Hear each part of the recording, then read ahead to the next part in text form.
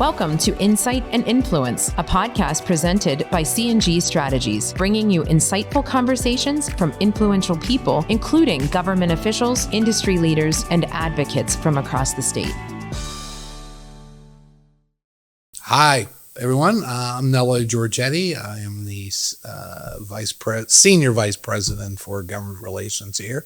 I have David Caligiuri, star excellence of our firm, and I have the pleasure of introducing Eugene DePasquale, former state representative, former Auditor General of the Commonwealth of Pennsylvania, and now the Democratic State Party Chair. God bless you. Yes. Real quick, just want to add, and a Squirrel Hill Little League All-Star. Oh, God. And Hall of Famer, too. And Hall of Famer. Squirrel Hill Little League Hall of Fame. I just made the All-Star team. I'm not a Hall of Famer. But that's because Bob O'Connor was my coach. And if Bob had taught me how to hit a curveball, maybe things would be different. And we all love Stan, but what we found out years later was that when you were playing for the Orioles, you had a lot of talent loaded up on your team. My 12-year-old year, we were 20-0. Yeah. Isn't it interesting that how politics has followed you your entire career, starting in Squirrel Hill Little League? Yes, but it's still people bring up, and I'm still very proud to say Squirrel Hill Little League Hall of Fame. That may be the only Hall of Fame I ever made, but I'll take it. That's awesome. Well, and besides that, he also had the distinct pleasure of being the starting quarterback for Central Catholic High School. That's right. Playing football at the College of Worcester. Which is a group. I originally started in Oakland, eventually moved to Squirrel Hill. So you had this distinction of when my elementary school, I tied Dan Marino's touchdown pass record. We each threw in our 8th grade year 10. Okay. But our careers diverged from there. Just slightly. Yeah, just slightly. But like you, he has never won a Super Bowl. Our Super Bowl record is actually my winning, he lost one in the Super Bowl. I never had a loss. Okay. So speaking of winning. Yes.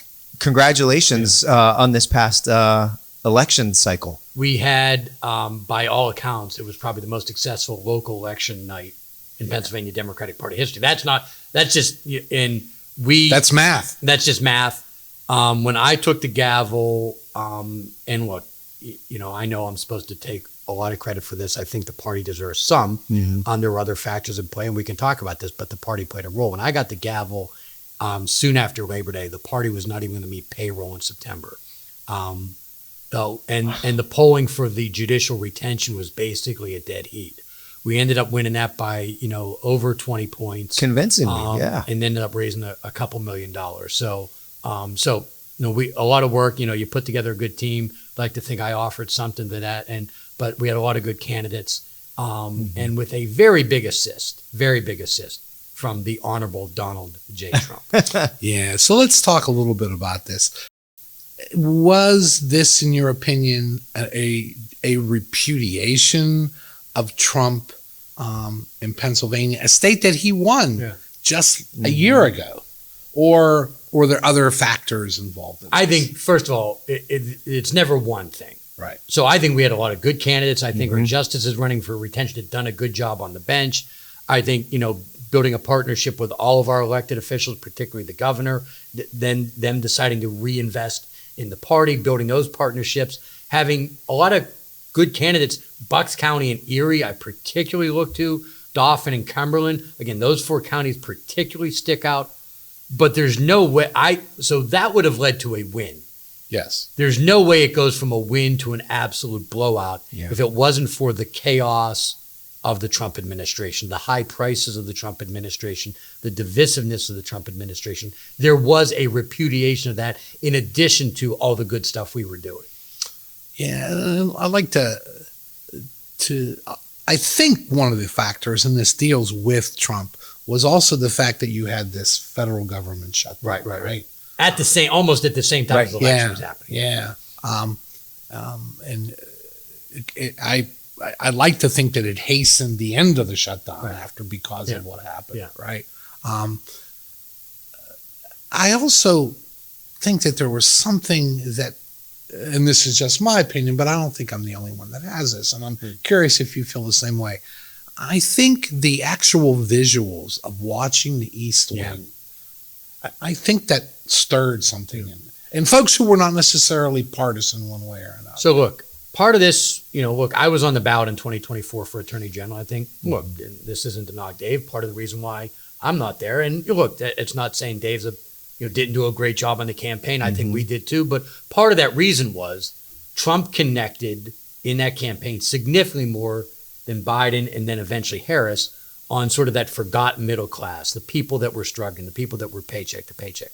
He did go to East Palestine, where the train derailment was, sort of this forgotten part of Ohio. He did, people could make fun of it, but him doing the bit at McDonald's. People could laugh about it, but I know that connected. It connects. In the campaign, he did do that stuff, talking about cutting taxes for people that were tip earners, cutting taxes for Social Security. Say what you want about those policy ideas. During the campaign, he did a significantly better job, particularly in that last month, of connecting with that portion of the electorate. So but then literally forgot about them. And when you look at his administration, and it continually gets worse, not only the gold-plated East Wing as the government shutting down, the fight they had legitimately, still unbelievable, the weekend before the election on going to court as Governor Shapiro and others are trying to fully fund SNAP benefits.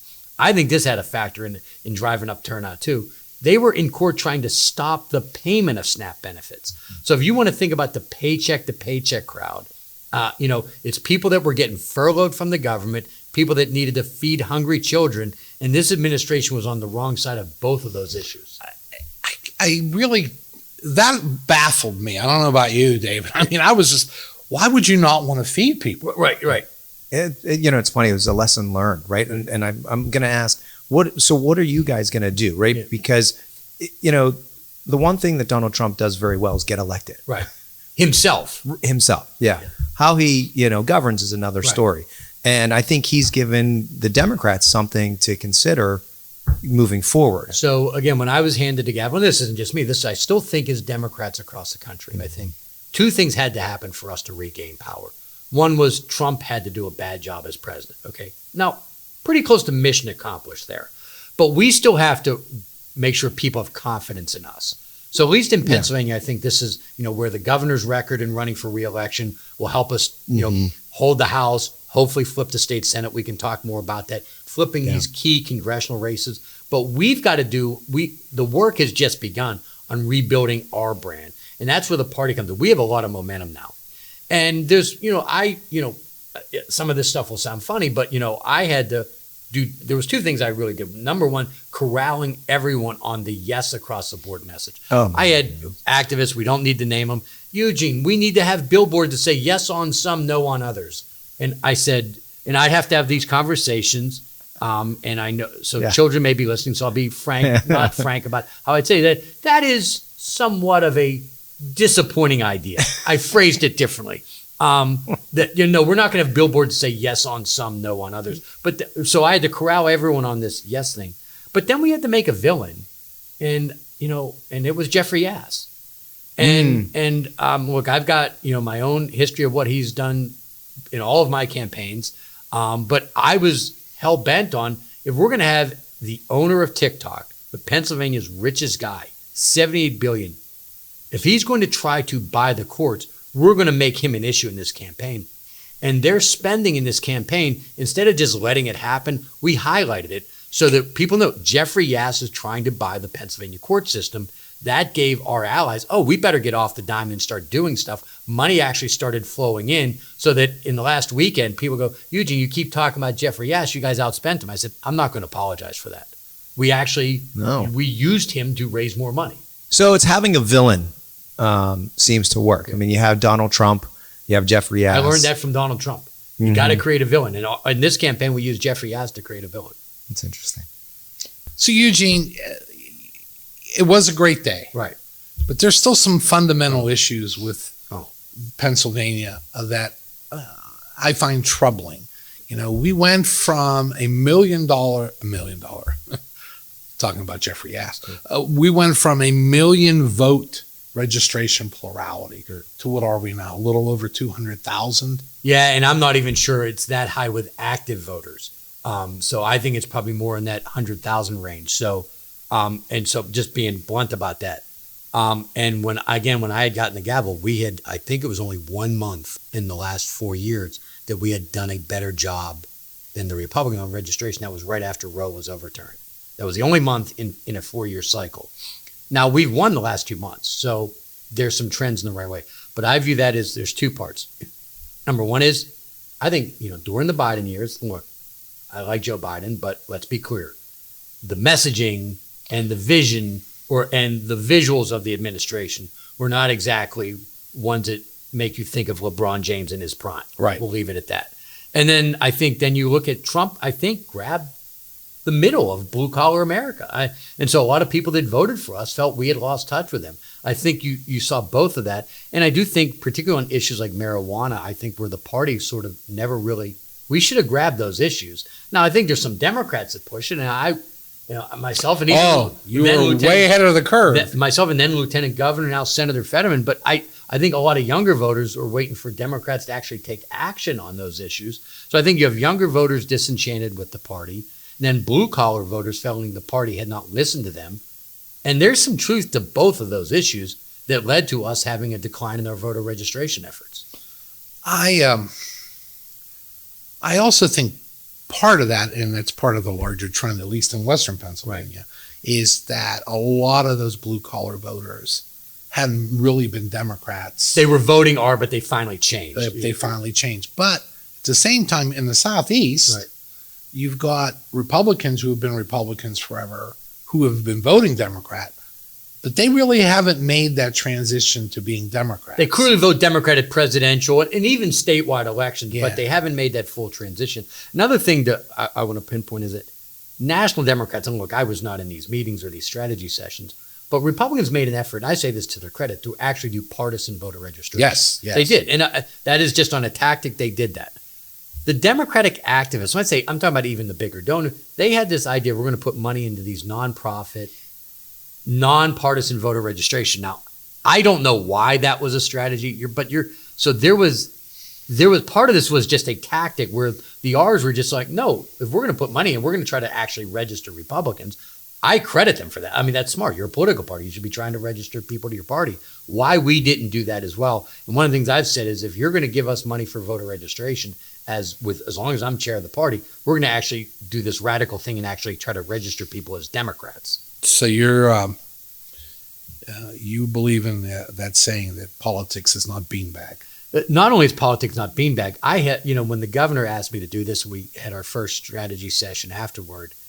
We had this radical idea of what the political party should try to do. And there's some people go, oh, are you trying to fix world peace? And you trying to, we're battle carriers in the Pacific. No, our job is to win elections in Pennsylvania. That's our job. Look, we're trying to recruit good candidates to do good public policy when they win.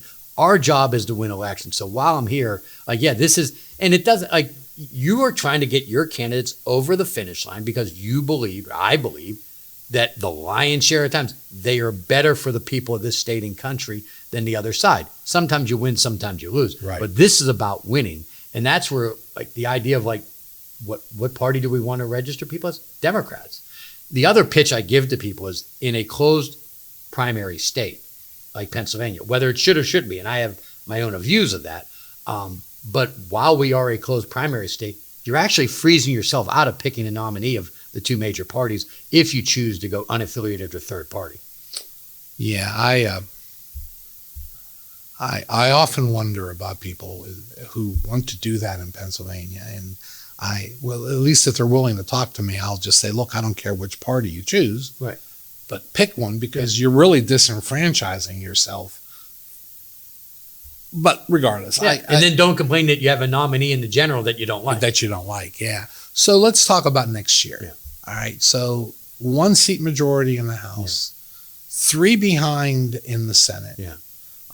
We need to win 2 of those, by the way. I was just going to say, that's the former Auditor General me. Try to actually have the precise math. Well, that's good to know. But yeah, you're right. Really, the Democrats in the Senate only need 2 seats to add to their majority. I mean, to become the assuming, of course, that our governor wins and, right. and the LG. And by the way, do I believe the governor and LG are going to win? I think the answer is yes. But it's hard to imagine us picking up 2 seats and them not winning too. Yes. So if we pick up 2 Senate seats, Governor Shapiro will be reelected. So where do you think the targets of opportunity are? One for the House Dems and 2 for the Senate Dems. So I do think and then we'll talk about I do think in the House there's probably really only 1 seat in the West. And that would be the Allegheny County seat with Hadley Haas running against Valerie Gatos, which is going to be tough. But that's sure. a seat there. But then I think the lion's share of this on both the congressional seats and the state Senate and state House, most of your competition, assuming, and I know it's no assumption, we hold Frank Ferry, or not, I'm not Frank Ferry, but we hold the Cambria County seat, Frank Burns. Oh, sure. That will be a tough hold. But assuming we hold that, which we're not just going to assume that, most of the battle is going to be central PA to east. Okay. You want to name any specific seats? You don't have to. Yeah, well, we're going to go after Bucks, which will be hard, and we're going to go after the Montgomery County State Senate seat. Those are 2 seats that we are going to be heavily investing in. And what about the congressional seats?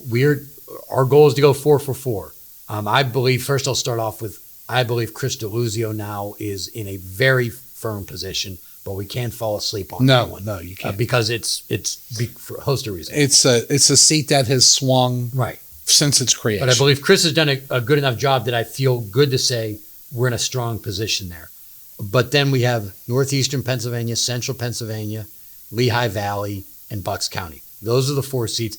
I believe for the Democrats to win the majority, and again, I want to be clear, we're going for all 4, but I believe we have to win 2 of the 4. So there are those who are claiming that because of some of the trends in Lancaster County, which right. you lived in York for a long time, that could be ripe for more right.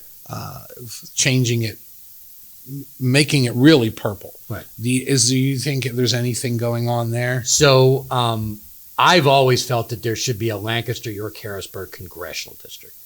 Now, the maps are drawn the other way, but I thought, look, the cities and the suburbs of central Pennsylvania, it's the Harrisburg, York, Lancaster media market. I thought those 3 cities, along with those suburbs, should have been in 1 congressional district. I think it would have been a very competitive district. But the way Lancaster goes into southern York County, I just think it makes that district very, very difficult. But I do think Lancaster County is moving to the purple category. I think, look, the fact that we won, I think the tougher of the 2 state Senate seats, I think is a sign that it is moving in that direction. But the southern York County being in that congressional district makes it much more difficult. I think, the PA 10, 7, 8, and 1 are where you're going to see the most action. So to come back to turnout, if we can, for a little bit. Allegheny, once again, did its stellar job in terms of turning out its votes. Philadelphia actually increased. Increased, yes. For the last few years, Philadelphia has not been on that trend. What made Philadelphia come up, and can we anticipate that happening moving forward? So the answer to that is we started the conversation sooner. Okay. I'm going to give you an example, and look, you can throw stones at anything, but it was about a month before the election. I was in Philly doing some, work in some of the black churches. They said, "Hey, Eugene, can you do us a favor?" I said, "Oh, what's that?" They go, "Can you get us some Kamala Harris signs?" I'm like, "You're coming to the Pittsburgh guy running for attorney general in the Philly black church community asking for Kamala Harris signs." Like, this was in October. Oh. So that lets you know how far behind that effort was. And then the results on election day show, it was more behind them. If you look at 08 and 12 at the presidential level, then look at 2024, you can explain what happened at the top of the ticket just from those 3 numbers. We've got to start these conversations earlier. I've already done a tour talking with black voters, whether it be in Philadelphia or Pittsburgh, but we can't just be a political party that shows up in October and asks for your vote. We have to have these dialogues start much sooner. That's one of the things we're committing to, not just in Philadelphia, but across the state. Okay. How are we on time? You're at, it's a 22 recording, so you're, if I'm yelling, sorry I got that, but you're probably about 18. Okay. Yeah. You want to talk about your personal, Sure, what you want to do. So Eugene, even though it's a demanding, basically full-time job being party chair, you don't lose your political ambitions along the way. Do you see other things that you're interested in doing? Well, I'd love to be the center fielder when Skeens is pitching. Yeah, well, that's I don't. Well, think, actually, with this ownership, this ownership, because I think I come at a much better price. Yeah, probably than some of the other options that you and I, as Pirate fans, would actually want them to go for. Yeah. But if they offer me 4 years, $8 million, I just want everyone to know I'm going to show up for the interview. Absolutely. Yeah. Assuming that doesn't happen, which, who knows? I mean, look, my number one job is getting the governor reelected, holding the House, flipping the state Senate, flipping some of these congressional seats, and then we'll take it from there. Okay. Is there anything else you want?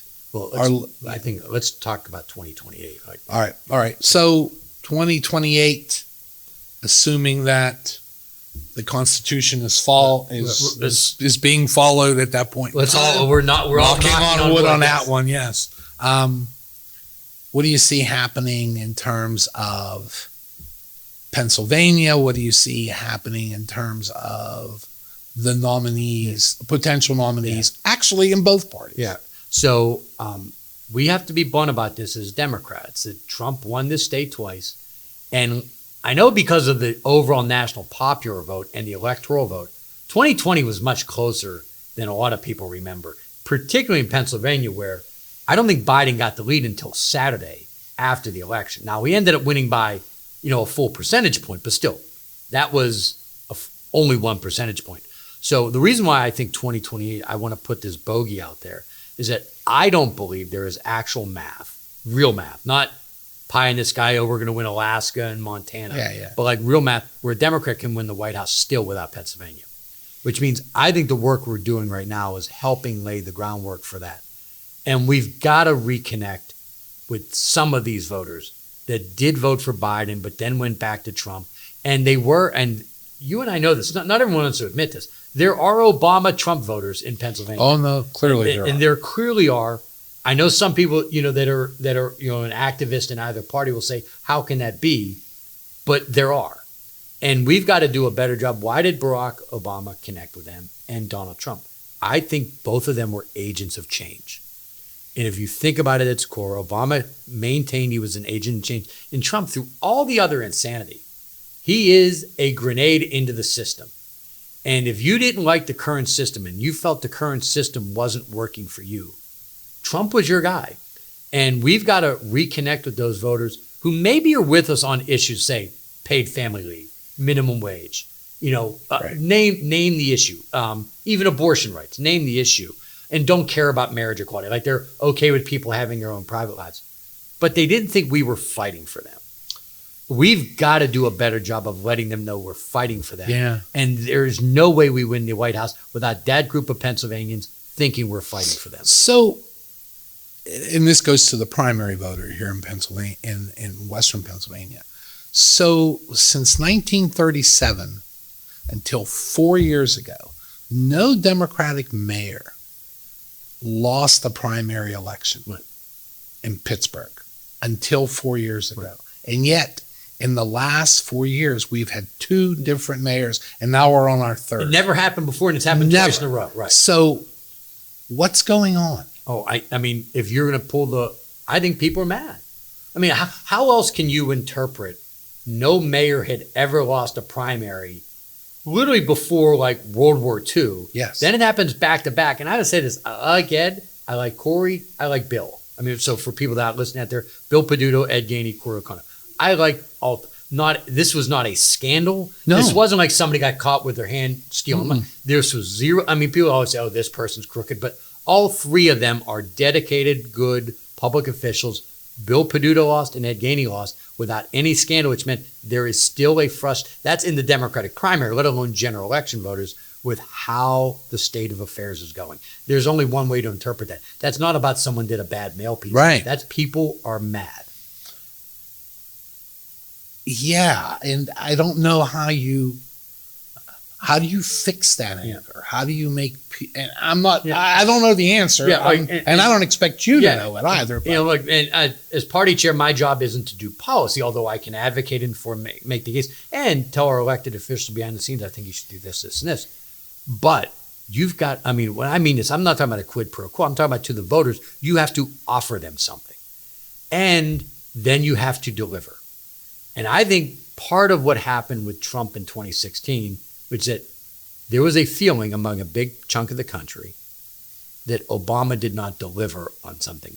Healthcare was still expensive. Yes, we had the Affordable Care Act, but people still felt it was too high. There's this angst out there. You think AI, people are like, wait, it's jacking up my utility bill and it's coming from my job. As a Democratic Party, we have to address that concern. I know AI isn't going away, but we've got to put some guardrails on that to make sure that, the average voter says it's raising my utility price and it's coming from my job. We have to, as Democrats, address that concern. That's just one area. We've got, you take paid family sick leave. That's offer the voters something. And then if they give you power based on that, deliver it. I give Trump this, and I don't care who hears this. I know this could go out to 10 people or 10 million. Trump doesn't care how he gets his agenda done.